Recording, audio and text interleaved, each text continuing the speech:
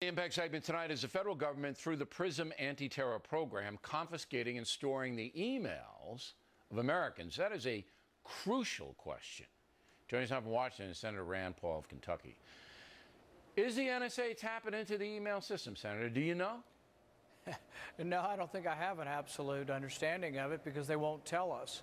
You know, Director Clapper has said, oh, we're not collecting them.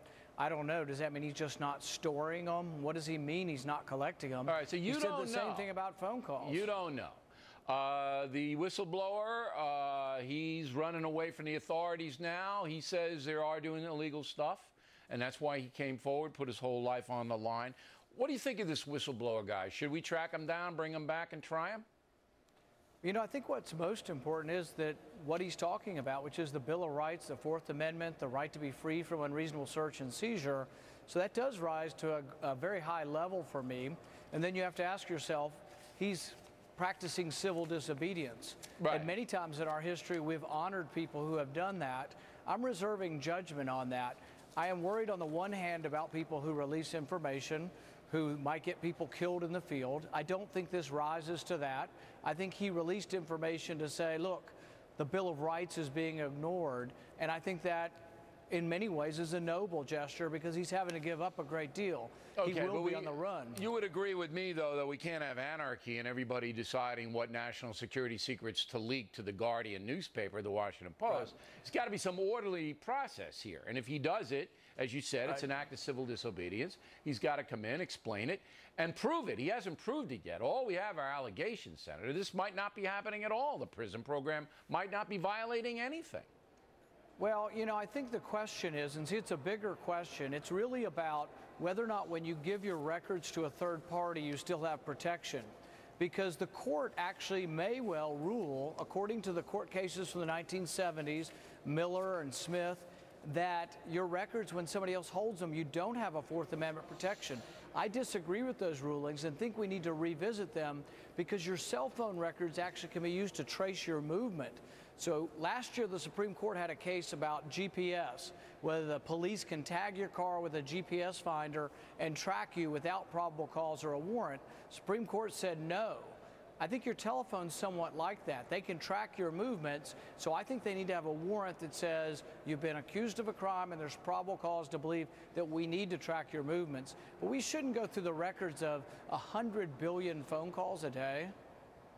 However, if the National Security Agency and the CIA and everybody else says we need this capability to snuff out terrorism, I, as an American, don't have any problem with time and place of calls. I don't have a problem with that. And I think it is constitutional for the authorities in an anti-terror program, very well defined with a FISA warrant, to do it. All right, not any cop anywhere slapping a little gizmo on your car. I agree with the Supreme Court there.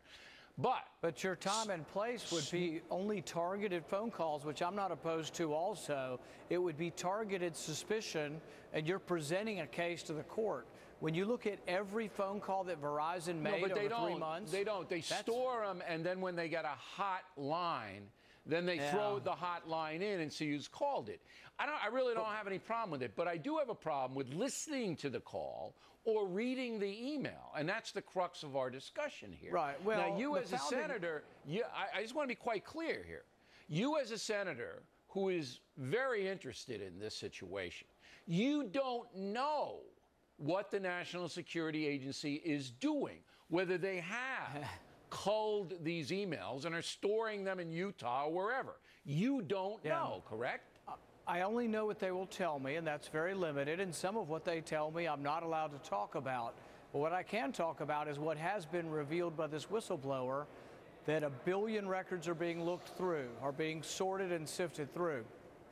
This is a real problem. Any of them emails, and something or are that they all really calls? invades the right to privacy. Are any emails being looked at, or is it all telephone calls?